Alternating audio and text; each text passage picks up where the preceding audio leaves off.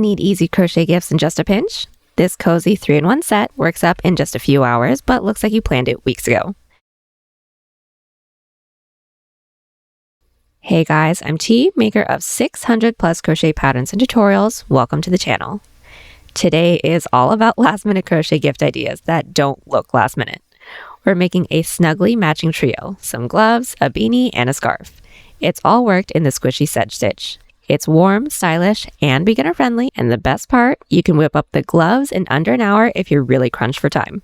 If you're new here, welcome. I share trendy wearable crochet tutorials every Sunday and Wednesday, so tell a friend, tap the bell, and subscribe so you never miss an upload.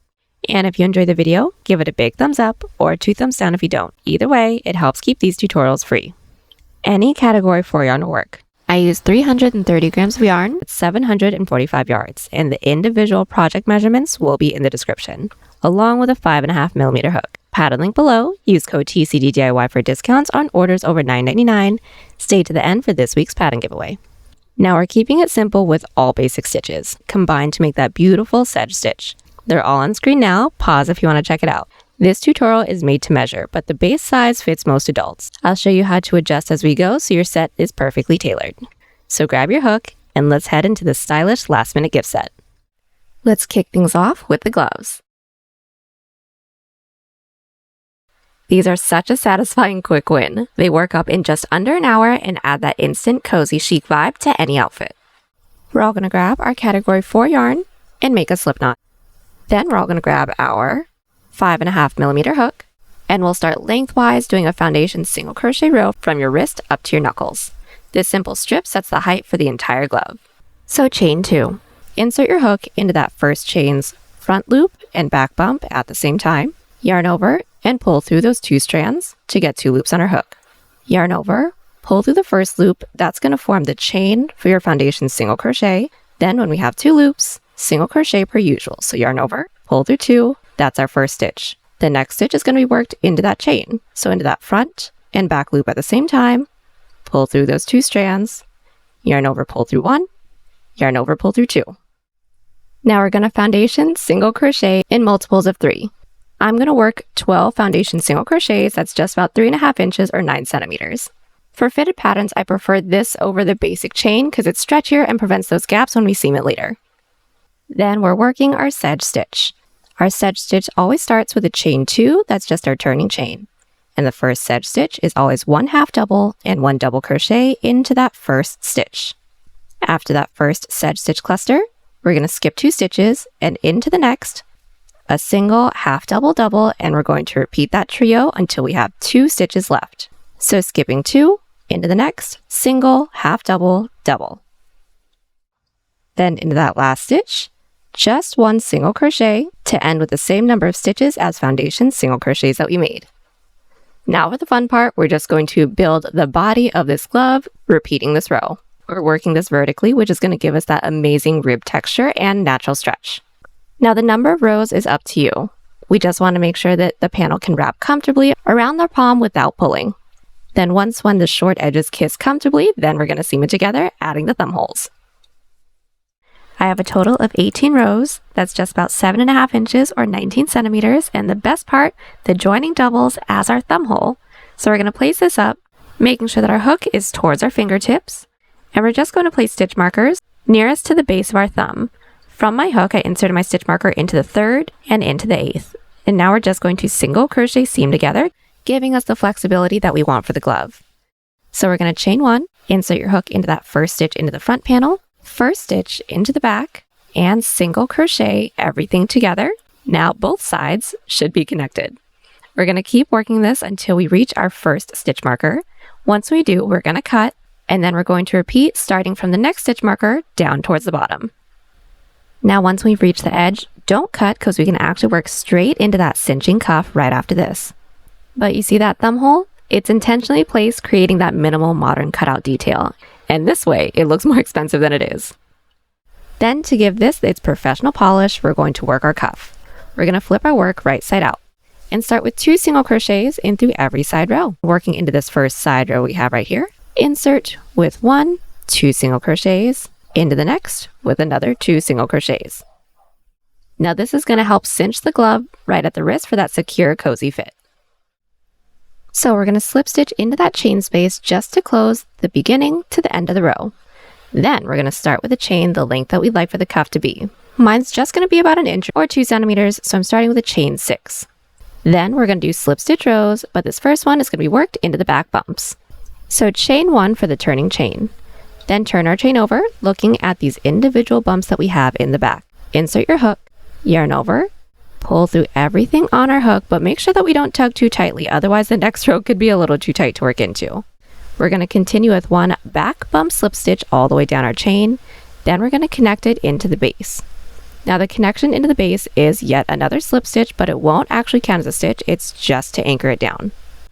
So how we do that is find that next stitch into the base, insert with a slip stitch. Remember, doesn't actually count as a stitch. Then we need to work our way up to the following row 2. So slip stitch up that next stitch. That basically counts as our turning chain. Flip our work, and now a back loop slip stitch row. So making sure we're working into that last stitch from our previous row, insert into that back loop with a slip stitch, and just keep slip stitching all the way down. And that's pretty much it for the cuff. At the end of the row, just like the first row, we're going to chain 1, flip, back loop slip stitch all the way back down, and connect it into the base the same way that we just did for that stretchy, squishy rib look. Now for this portion, we want to make sure that we're focusing on our tension. You want it to hug your wrist without squeezing it too much. If it feels a little too tight, just loosen up your grip on the hook.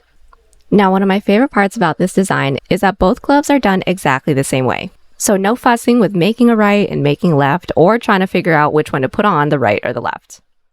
And now we're ready to seam it, doing our slip stitch seam within the back loop. So this is going to be worked right side out. Place your hook into the corner stitches of both of our panels. Then finding that first stitch into the front panel, insert into that front loop. First stitch into the back panel, this is what you worked into the back bumps, into that back loop. Yarn over, pull through all 3. And if we keep doing this outside loop slip stitch seam, we're now going to have a cuff that's stretchy and also looks like another back loop slip stitch row, so basically invisible. So at this point, if you want to try it on, go for it. Make sure that everything is fitting and looking the way you want it to look. Now we're going to do 1 more band just to clean it up. Now that's going to be worked the same way as the cuff. So work still flipped right side out. We're going to single crochet along the top edge, again, putting 2 single crochets in through every side row. Then just make a chain the length that we want for the top to be. I'd like for my top to be just about half the size of my cuff, so just about 1/2 inch or 1 centimeter. So I'm going to chain 3 and do my slip stitch band all the way around and just seaming it the same way we just did when we've worked into every stitch. And just like that, you finish the top band. It's a clean tailored band that takes these from homemade to totally boutique ready. Then just make a second. And we have just completed the squishiest, warmest fingerless gloves. Now before I move on to the scarf, let me know how long this took you to make. It took me a little less than 40 minutes to complete. Now next up is the scarf. Honestly, this is the easiest way to pull the whole set together. It's simple, squishy, totally customizable. We're working lengthwise again. Start by making a chain in multiples of 3. And yes, we're using a chain for the scarf because we obviously aren't going to seam anything because it's a scarf, so nothing is going to get stretched out.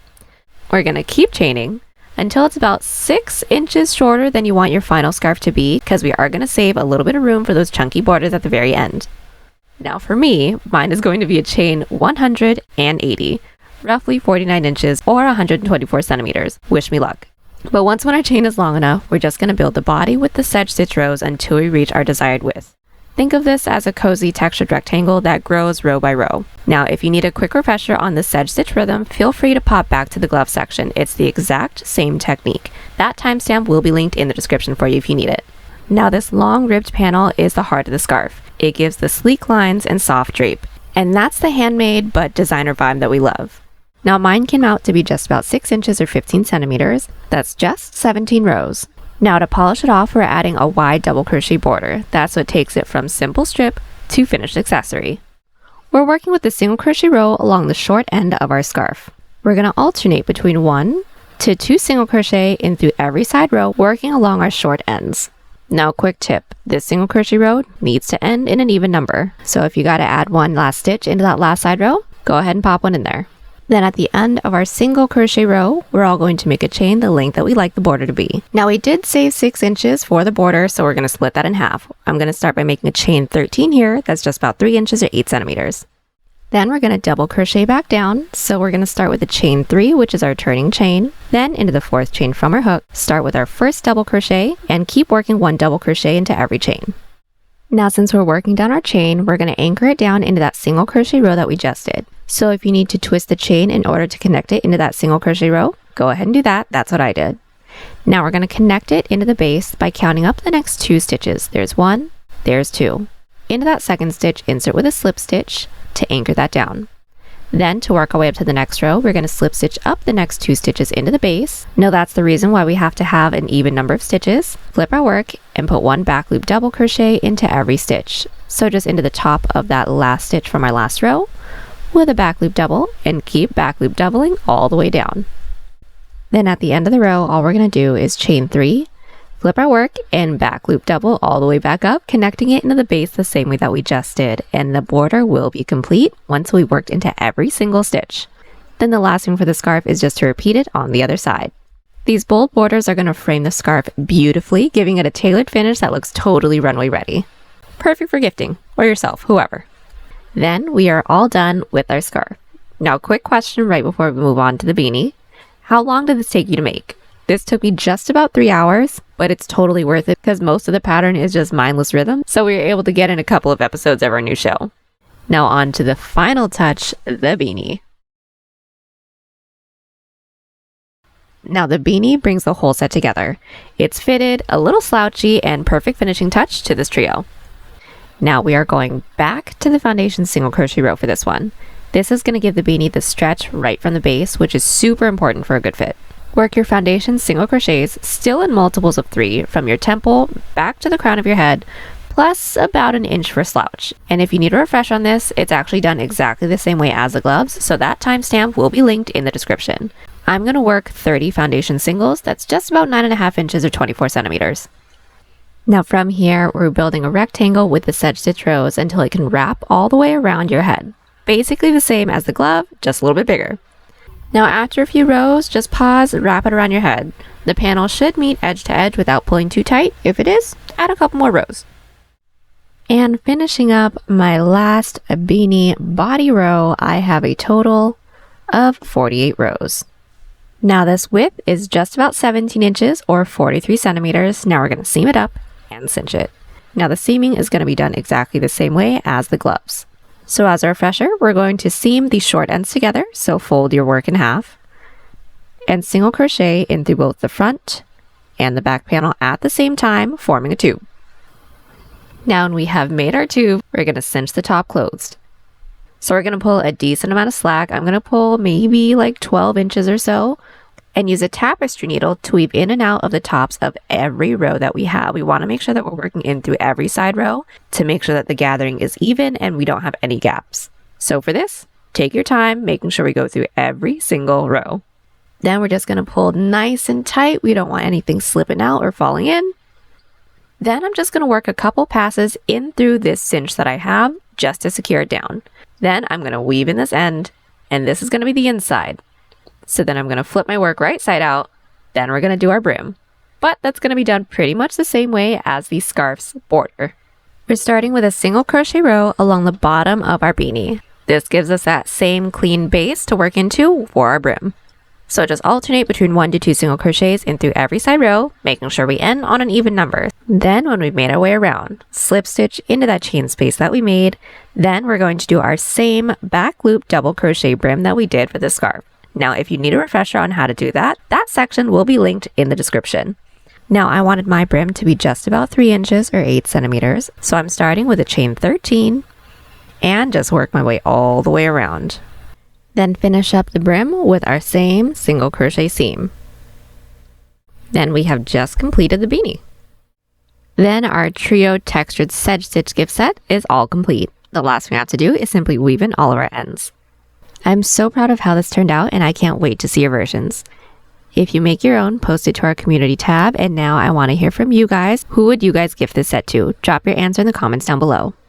Now enter this week's pattern giveaway of our off-the-shoulder dress and basket weave sweater by answering how long you think it would take you to make this set. This total set took me just about 5 hours to complete.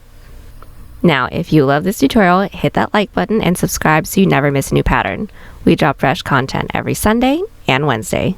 And if you want more, find us on Instagram and TikTok at TCDDIY for behind-the-scenes content, pattern sneak peeks, and daily crochet inspiration.